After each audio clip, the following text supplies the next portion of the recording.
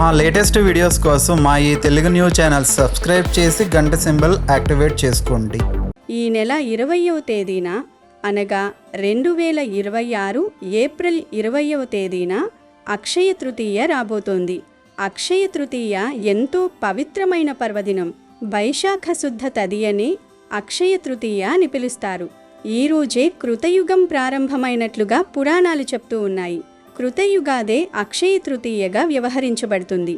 April 19వ తేదీ ఆదివారం మధ్యాహ్నం 1:30 తదియ తిథి ప్రారంభమై ఏప్రిల్ 20వ తేదీ ఉదయం 11 గంటల వరకు తదియ తిథి ఉంటుంది.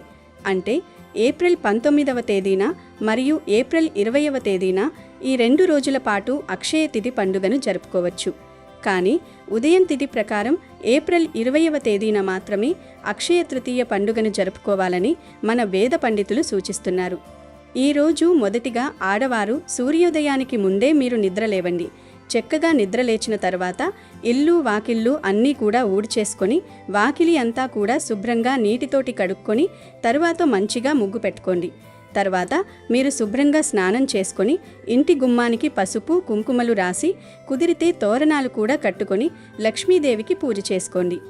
అలాగే ఈరోజు స్నానం చేసే నీటిలో కొన్ని ప్రత్యేకమైన వస్తువులని వేసుకొని స్నానం చేయాలి. ఈ అక్షయ తృతీయ రోజు నీటిలో మీరు కాస్తంత గల్లుప్పును కానీ లేకపోతే 3 వేప ఆకులను కానీ వేసుకుని ఆ నీటితో మీరు స్నానం చేయాలి. ఏదైనా ఒక్కటి కలుపుకుంటే సరిపోతుంది. ఈ నీటితో మీరు స్నానం చేయడం వల్ల మీ శరీరమంతా పాజిటివ్ శక్తితో నిండిపోతుంది. ఉదయం సాయంత్రం 2 పూటలా ఇలా స్నానం చేస్తే తిరుగుండదు. ఇక ఈరోజు లక్ష్మీదేవిని పూజిస్తే చాలు, మీ ఇల్లంతా కనకవర్షంతో నిండిపోతుంది. కాబట్టి ఈరోజు తప్పక లక్ష్మీదేవి ఆరాధన చేసుకోండి. ఏప్రిల్ 20వ తేదీ సోమవారం ఉదయం 11 గంటల లోపే అక్షయ తృతీయ గడియలు ఉన్నాయి. కాబట్టి 11 లోపే ఇంట్లో పూజ పూర్తి చేసుకోండి. అలాగే ఈ పండుగ రోజున ప్రతి ఒక్కరూ ఉదయాన్నే 2 యాలకులను బాగా దంచి అందులో కొద్దిగా గులాబీ నీరు చిటికిడు గంధం పొడి కలిపి మెత్తగా నూరి దీన్ని మీ నుదిటిపైన బొట్టులాగా పెట్టుకోండి. ఇలా ఎవరైతే అక్షయ తృతీయ రోజున చేస్తారో అలాంటి వారికి ఎల్లప్పుడూ అదృష్టం కలిసి వస్తుంది. ఇక భార్యాభర్తల మధ్య తరచూ గొడవలు ఏర్పడుతుంటే ఈ అక్షయ తృతీయ నాడు భార్యాభర్తలిద్దరూ గులాబీ రంగు వస్త్రాలు ధరించి విష్ణుమూర్తి దేవాలయానికి వెళ్ళండి. భార్యాభర్తల మధ్య ప్రేమానురాగాలు పెరుగుతాయి. అలాగే ఈ రోజున ఆడవారు కంటతడి పెట్టకూడదు. అక్షయ తృతీయ రోజున ఇంట్లో ఆడవారు ఏడిస్తే లక్ష్మీదేవి ఆగ్రహిస్తుంది. దీనివల్ల మీ ఇంట్లో సమస్యలు కష్టాలు ప్రారంభమవుతాయి. ఇక వ్యాపారాలు చేసేవారు ఒక ఎర్రటి వస్త్రంలో పసుపు అక్షింతలను మూటగట్టి మీ గల్లా పెట్టెలు పెట్టుకోండి. మీ వ్యాపారానికి దిష్టి తగలకుండా అఖండ లాభాలు కలుగుతాయి. అక్షయ తృతీయ రోజున ఏ చిన్న దానం చేసినా సరే కొన్ని వేల రెట్లు పుణ్య ఫలితం లభిస్తుంది. కాబట్టి ఈ రోజున బ్రాహ్మణులకు స్వయం పాకం దానం చేయండి. వైశాఖ శుద్ధ తదియని అక్షయ తృతీయ అని పిలుస్తారు. ఈ రోజే కృతయుగం ప్రారంభమైనట్లుగా పురాణాలు చెప్తూ ఉన్నాయి. కృతయుగాదే అక్షయ తృతీయగా వ్యవహరించబడుతుంది. శివయ్య అనుగ్రహంతో కుబేరుడు సంపదలకు రక్షకుడిగా నియమితుడైన రోజు కూడా ఇదే. మహాలక్ష్మిని శ్రీహరి వివాహం చేసుకున్న శుభదినం ఇదే. అక్షయ తృతీయ నాడే శ్రీ మహావిష్ణువు 6వ అవతారమైన పరశురాముడు జన్మించినట్లుగా పురాణాలు చెప్తూ ఉన్నాయి. విష్ణువుకి సరిసమానమైన అవతారం బలరాముడు జన్మించింది కూడా ఈ రోజే. త్రేతాయుగం మొదలైన పుణ్యతిథి కూడా ఇదే. పార్వతీదేవి అన్నపూర్ణదేవిగా అవతరించింది కూడా ఇదే రోజు. శ్రీకృష్ణుడు కుచేలుడికి సంపదలను ప్రసాదించింది ఈ రోజే. ద్రౌపది వస్త్రాపహరణం సమయంలో కృష్ణుడు అంతులేని చీరను ఇచ్చింది కూడా ఈ రోజే. అరణ్యవాసంలో పాండవులకు సూర్యుడు అక్షయ పాత్రను అనుగ్రహించిన రోజు కూడా ఇదే. ఒక పేదరాలు తన జోలలో వేసిన ఉసిరికాయను స్వీకరించి ఆమె స్థితిగతులను దాతృత్వాన్ని గుర్తించి జగద్గురువు ఆదిశంకరాచార్యులు అమ్మవారిని ప్రార్థించి ఆమె ఇంత బంగారు ఉసిరికాయల వానని కురిపించింది కూడా వైశాఖ శుద్ధ తదియనాడే. కనకధారా స్తోత్రాన్ని జాతికి అనుగ్రహించిన పర్వదినం ఇది. శివుని జటాజటం నుంచి విడుదలైన గంగ భూలోకానికి చేరిన రోజు కూడా ఇదే. వినాయకుడి సాయంతో వ్యాస మహర్షి మహాభారత ఇతిహాసాన్ని రాయటం మొదలుపెట్టిన సందర్భం కూడా ఇదే. పూరీ రథ నిర్మాణం ఈ రోజునే మొదలవుతుంది. కుంభకోణం బృందావనం వంటి పుణ్యక్షేత్రాలలోనూ ఈనాడు ప్రత్యేక పూజలు జరుగుతూ ఉంటాయి. ఇలా ఒకటా రెండా చెప్పుకుంటూ వెళితే అక్షయ తృతీయను ఘనంగా జరుపుకోవడానికి ఇటువంటి పవిత్ర పర్వదినమైన అక్షయ తృతీయ రోజు ఏ శుభకార్యాన్నైనా నిశ్చయంగా జరుపుకోవచ్చు. ఈ రోజు వారము, వజ్యము, రాహుకాలం వగేలాలతో నిమిత్తం లేకుండా శుభకార్యాలు జరుపుకోవచ్చు. అక్షయ తృతీయ రోజున ఎలాంటి మంచి పని చేసినా కూడా అక్షయమైన ఫలితం వస్తుంది. ఈ రోజున బంగారం లేదా ఇల్లు, కారు, ఆభరణాలు వంటి వస్తువులను కొనడం శుభప్రదంగా భావిస్తూ ఉంటారు. మరి ఇంతటి విశిష్టత కలిగినటువంటి అక్షయ తృతీయ రోజు బంగారం కొనడం కన్నా ఈ వస్తువులను కొని ఇంటికి తెచ్చుకుంటే చాలు. ₹1,00,00,000 బంగారం కొన్న ఫలితం వచ్చి మీరు అపర కుబీరులుగా మారిపోతారు. అంటే అక్షయ తృతీయ రోజు అందరూ బంగారాన్ని కొనుక్కోలేరు. ఈ రోజుల్లో బంగారం కొనాలంటే ఆస్తులమ్ముకోవాల్సిన పరిస్థితి ఉంది గనుక అలా బంగారం కొనలేని వారు బంగారానికి బదులు ఇప్పుడు మనం చెప్పుకోబోయే వస్తువును కొని తెచ్చుకుంటే చాలా మంచిది అని శాస్త్రాలు చెప్తున్నాయి. మరి అక్షయ తృతీయ రోజు ఏ వస్తువును కొనటం వలన బంగారం కొన్నంత ఫలితం వచ్చి అష్ట ఐశ్వర్యాలు సిద్ధిస్తాయి, మీకు సంవత్సరమంతా కలిసి వస్తుంది అనే విషయాన్ని ఈ వీడియోలో వివరంగా తెలుసుకుందాము. ఫ్రెండ్స్, ఫస్ట్ అయితే కామెంట్ బాక్స్లో ఓం శ్రీ మహాలక్ష్మీదేవియే నమః అని కామెంట్ చేయండి. అలాగే ఈ వీడియోని ఎక్కడా స్కిప్ చేయకుండా చూడండి. అప్పుడే మేము చెప్పేది మీకు అర్థమవుతుంది. అలాగే ఈ వీడియోకి ఒక లైక్ కొట్టి మా ఛానల్ని సబ్స్క్రైబ్ చేసుకోవడం అస్సలు మర్చిపోవద్దు. అక్షయ తృతీయ రోజున బంగారాన్ని కొనడం ఒక ముఖ్యమైన ఆచారం. బంగారాన్ని లక్ష్మీదేవిగా భావిస్తారు కాబట్టి ఈ అక్షయ తృతీయ రోజున పిసిరంత బంగారం కొన్నా సరే విపరీతమైన ఐశ్వర్యం మీ ఇంటికి చేరుతుంది. ఈ రోజున బంగారాన్ని కొంటే మీ ఇంటి ఆస్తిపాస్తులన్నీ రెట్టింపవుతాయి అని ఒక నమ్మకం ఉంది. మన పురాణాల ప్రకారం ఈ అక్షయ తృతీయ రోజుని కుబేరుడు లక్ష్మీదేవిని పూజించి అత్యంత ధనవంతుడిగా మారాడు. ఈ అక్షయ తృతీయ రోజు లక్ష్మీదేవి వైకుంఠం నుండి దిగివచ్చి భూమిపైన సంచరిస్తూ ఉంటుందట. కాబట్టి ఇంతటి పవిత్రమైన అక్షయ తృతీయ నాడు ప్రతి ఒక్కరూ ఇంట్లో లక్ష్మీదేవిని పూజించి లక్ష్మీదేవి ఆశీర్వాదాలను పొందండి. ఈ అక్షయ తృతీయ రోజున ఆడవారు తలస్నానం చేసి ఇంట్లో తప్పనిసరిగా దీపారాధన చేసుకోండి. ఈ రోజున ఎవరైతే ఇంట్లో పూజ చేసుకుంటారో అలాంటి ఇళ్లలో లక్ష్మీదేవి తిష్ట వేసుకొని కూర్చుంటుంది. ముఖ్యంగా గులాబీ పూలతో లక్ష్మీదేవిని పూజిస్తే ఈ సంవత్సరమంతా తిరుగులేని ఐశ్వర్యాన్ని పొందుతారు. కుబేరుడు ఎలా అయితే ధనవంతుడయ్యారో అలాగే మీరు కూడా ధనవంతులవుతారు. అక్షయ తృతీయ రోజున ఇంట్లో పూజ చేసేటప్పుడు ఆవు నీటితో దీపం వెలిగించి లక్ష్మీదేవికి నైవేద్యంగా పరమాన్నాన్ని నివేదించి హారతి సమర్పించి లక్ష్మీదేవికి నమస్కారం చేసుకుంటే చాలు, విపరీతమైన కుబేర యోగం మీ ఇంటికి వరిస్తుంది. ఇక అక్షయ తృతీయ రోజు బంగారం కొనటం కన్నా గల్లుప్పును కొనటం వలన శ్రీ మహాలక్ష్మీదేవి అనుగ్రహం మీకు కలుగుతుంది. బంగారం కొనలేని వారు ఈరోజు ఉప్పును కొంటే బంగారం కొన్నంత ఫలితం వస్తుంది. ఎందుకంటే లక్ష్మీదేవి సముద్రం నుండి ఉద్భవించింది కాబట్టి, సముద్రం నుండి ఉప్పు పుట్టింది కాబట్టి ఉప్పును మీ ఇంటికి తెచ్చుకోవటం వలన మీకు లక్ష్మీ అనుగ్రహం కలుగుతుంది. ఉప్పు సాక్షాత్తు లక్ష్మీ స్వరూపం కాబట్టి అటువంటి గల్లులుప్పును మీ పూజ గదిలో లక్ష్మీదేవి విగ్రహం లేదా పటం ముందు పెట్టి పూజించడం వలన లక్ష్మీ అనుగ్రహం మీకు కలుగుతుంది. దీనితో మీరు ఐశ్వర్యవంతులవుతారు. అంతేకాకుండా లక్ష్మీదేవి మీ ఇంట్లోకి అడుగుపెట్టి తిష్ట వేసుకుని కూర్చుంటుంది. దీనితో మీ ఇంట్లో లక్ష్మీదేవి సిరుల వర్షాన్ని కురిపిస్తుంది. అంతేకాకుండా ఈరోజు పసుపు కుంకుమలను కూడా కనీసం ₹1 ప్యాకెట్ అయినా సరే, ₹1 ప్యాకెట్ పసుపు, ₹1 ప్యాకెట్ కుంకుమ అయినా సరే తెచ్చుకుని లక్ష్మీదేవిని ఆ పసుపు కుంకుమలతో పూజించినట్లయితే లక్ష్మీదేవి యొక్క శీఘ్రమైన అనుగ్రహం మీకు కలుగుతుందని వేద పండితులు చెప్తూ ఉన్నారు. కాబట్టి ఈరోజు బంగారం కొనలేని వారు మేము బంగారం కొనలేకపోయామే అని బాధపడకుండా మీకు వీలైతే పసుపు, కుంకుమ, ఉప్పు తెచ్చుకుని పూజ గదిలో ఉంచి వీటితో మీరు లక్ష్మీదేవిని పూజించినట్లయితే మీకు విశేషమైన లక్ష్మీ అనుగ్రహం కలుగుతుంది. అంతేకాదు, ఈ అక్షయ తృతీయ రోజున విశేషంగా ఒక చిన్న మట్టి కుండను ఇంటికి తెచ్చుకుంటే చాలా మంచిది. ఎవరైతే ఇల్లు కట్టుకోవాలని అనుకుంటారో అలాంటి వారు అక్షయ తృతీయ రోజున తప్పనిసరిగా మట్టి కుండను తెచ్చుకోండి. మీ సొంతింటి కల త్వరగా నెరవేరుతుంది. అలాగే భూములు కొనే అవకాశాలు కూడా ఉంటాయి. ఈ అక్షయ తృతీయ రోజున ఇత్తడి వస్తువులను కొన్నా సరే విశేషమైన ధనప్రాప్తి కలుగుతుంది. అన్నిటికన్నా ముఖ్యంగా ఈ అక్షయ తృతీయ రోజున దక్షిణావర్తి శంఖాన్ని తెచ్చుకుని మీ పూజ గదిలో పెట్టుకోండి. శంఖాన్ని లక్ష్మీదేవి సోదరులుగా పిలుస్తారు కాబట్టి అక్షయ తృతీయ రోజున శంఖాన్ని కొని పూజ గదిలో పెట్టుకుంటే కటిక పేదవాడైనా సరే ధనవంతులవ్వక తప్పదు. లక్ష్మీదేవికి అత్యంత ప్రీతికరమైన వస్తువులలో కొబ్బరికాయ ఒకటి. మన పురాణాల ప్రకారం స్వయంగా లక్ష్మీదేవి భూమిపైకి దిగివచ్చి కొబ్బరి చెట్లను తన చేతులతో నాటిందట. కాబట్టి కొబ్బరికాయకు ఎన్నో దైవశక్తులుంటాయి. ఈ అక్షయ తృతీయ రోజున కొబ్బరికాయను కొని లక్ష్మీదేవికి నమస్కారం చేసుకుని కొబ్బరికాయను సమర్పించండి. మీ ఇంటికున్న డబ్బు సమస్యలన్నీ వెంటనే తొలగిపోతాయి. ఈ అక్షయ తృతీయ రోజున ఒక చిన్న లక్ష్మీదేవి విగ్రహాన్ని ఇంటికి తెచ్చుకోండి. లక్ష్మీదేవి విగ్రహం పూజ గదిలో ఉంటే మీ ఇంట్లోకి వెంటనే లక్ష్మీదేవి అడుగు పెడుతుంది. లక్ష్మీదేవి విగ్రహాన్ని ఇంటికి తెచ్చుకోలేని వారు ఒక చిన్న లక్ష్మీదేవి ఫోటోని తెచ్చుకోండి. ఈ అక్షయ తృతీయ రోజున తప్పనిసరిగా మీ బంగారం ఆభరణాలను శుభ్రం చేసుకోవాలి. మీ ఇంట్లో ఉన్న బంగారాన్ని పసుపు నీళ్లతో శుభ్రం చేసుకోండి. ఈరోజు బంగారు ఆభరణాలు కొనలేని వారు వెండి వస్తువులనైనా కొని తెచ్చుకోవచ్చు. అలా కొన్నా కూడా అష్ట ఐశ్వర్యాలు సిద్ధిస్తాయి.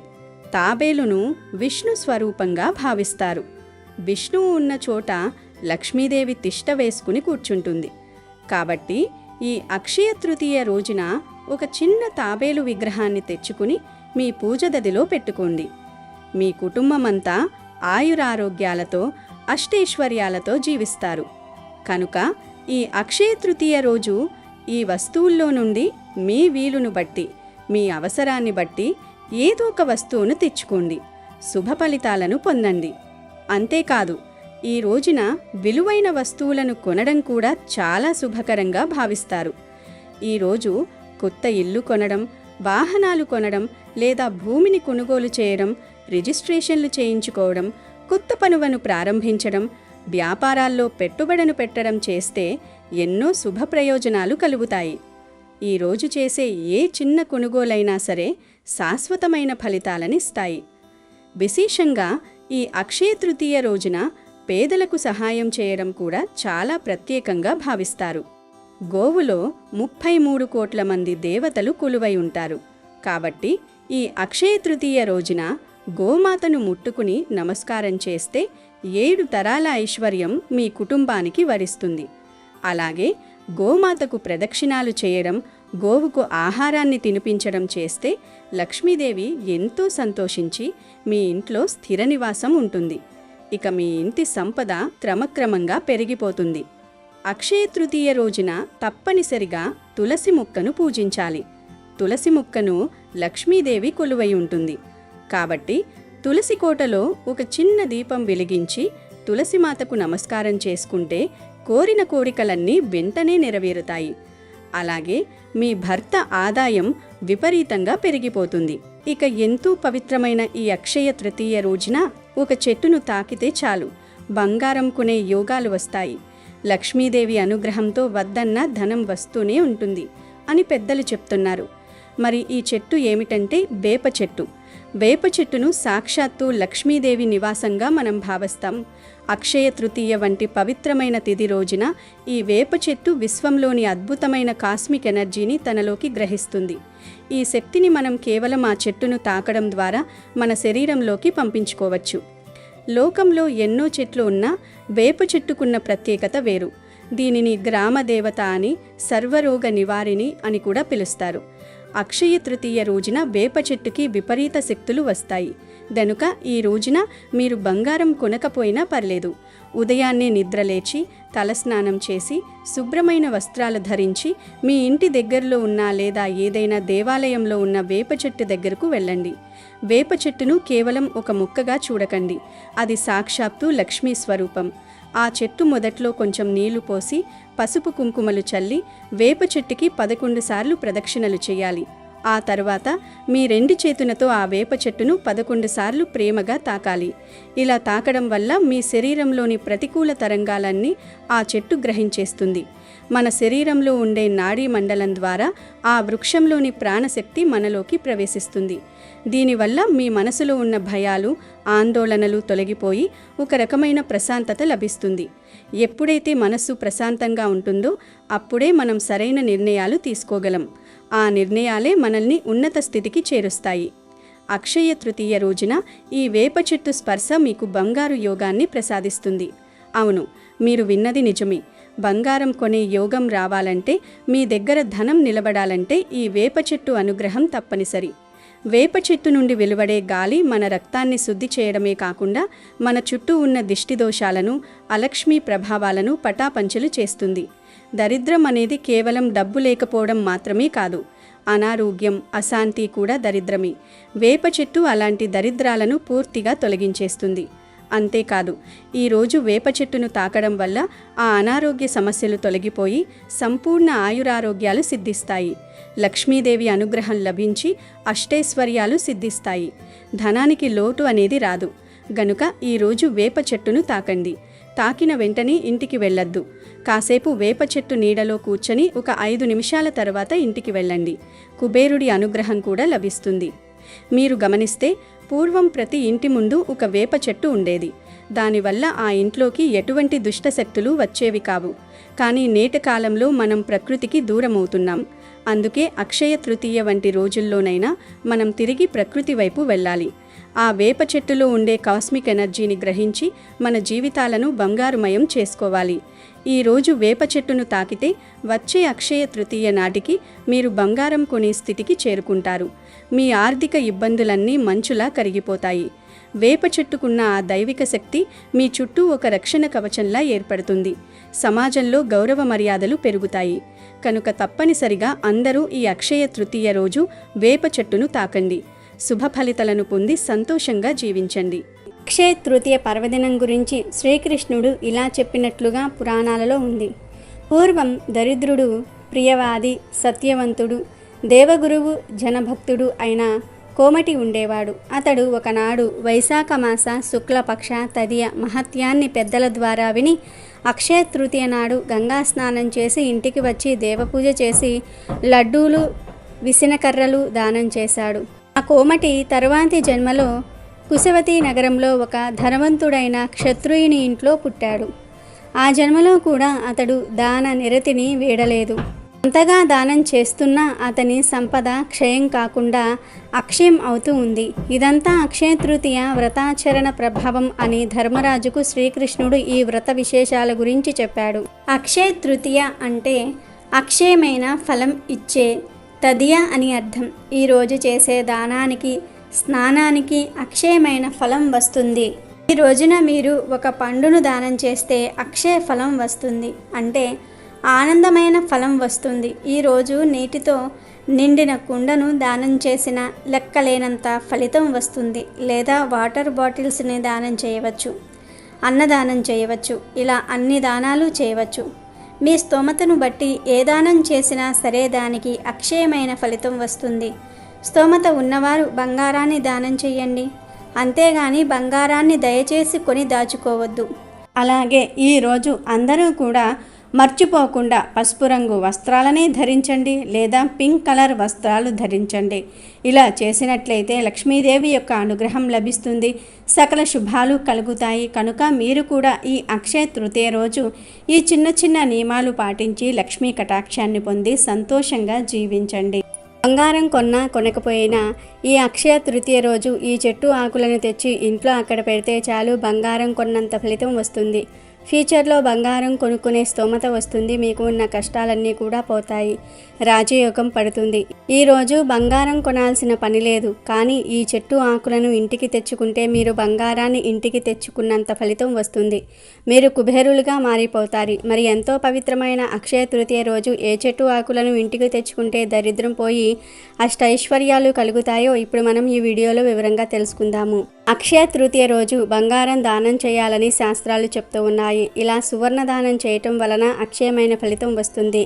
అంతేకాని బంగారం కొని దాచుకుంటే ఎలాంటి ఫలితం రాదు. అసలు అక్షయ తృతీయ రోజు బంగారం కొనమని ఏ శాస్త్రం చెప్పలేదు. ఇదంతా మనుషులు సృష్టించిందే తప్ప అక్షయ తృతీయకు బంగారం కొనమని ఏ శాస్త్రంలో చెప్పలేదు. కనుక ఈరోజు బంగారం కొనవలసిన పని లేదు. కేవలం జమ్మి చెట్టు ఆకులను ఇంటికి తెచ్చుకొని లక్ష్మీదేవి అమ్మవారి ఫోటో ముందు పెడితే చాలు, కిలో బంగారాన్ని ఇంటికి తెచ్చుకున్నట్లే. ఎందుకంటే జమ్మి చెట్టు ఆకులను బంగారంతో సమానంగా మన పురాణాలు వర్ణించాయి.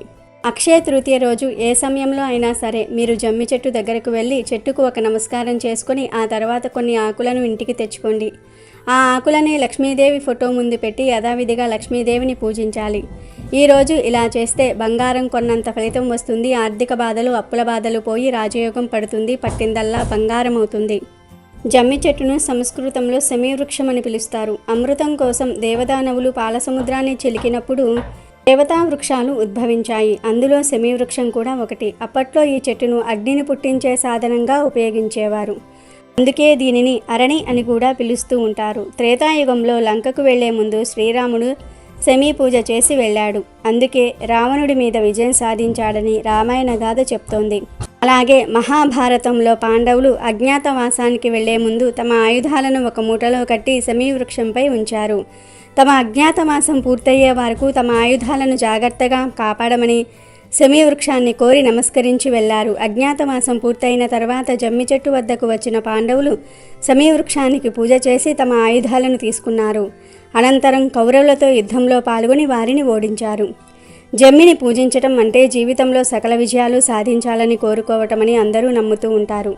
జమ్మి చెట్టు ఎలాంటి వాతావరణంలోనైనా సరే సులువుగా పెరుగుతుంది. నీటి లభ్యత లేకున్నా కూడా ఎక్కువ కాలం బ్రతుకుతుంది. ఈ జమ్మి చెట్టు నుంచి రాలిపోయే ఆకులు రాలుతూ ఉంటే కొత్త ఆకులు వస్తూనే ఉంటాయి. జమ్మి చెట్టు ఎప్పుడూ కూడా పూర్తిగా ఆకులు రాలి బోసిపోయినట్లుగా కనిపించదు. ఇప్పటి యువతకు, నగరవాసులకు ఈ చెట్టు ఉపయోగాల గురించి పెద్దగా తెలియకపోవచ్చు. కానీ గ్రామీణ జీవితంలో జమ్మి చెట్టుకు ఎంతో అనుబంధం ఉంటుంది. ఈ చెట్టు వేళ్ళు భూసారాన్ని పెంచుతాయి. జమ్మి చెట్టులోని ప్రతి భాగము నాటు వైద్యంలో ఔషధంగా ఉపయోగపడుతుంది. ఈ చెట్టు గాలి పీలిస్తే ఆరోగ్యంగా ఉంటారని నమ్ముతూ ఉంటారు. అందుకే జమ్మి వృక్షం చెట్టు ప్రదక్షిణలు చేయాలని చెప్తూ ఉంటారు.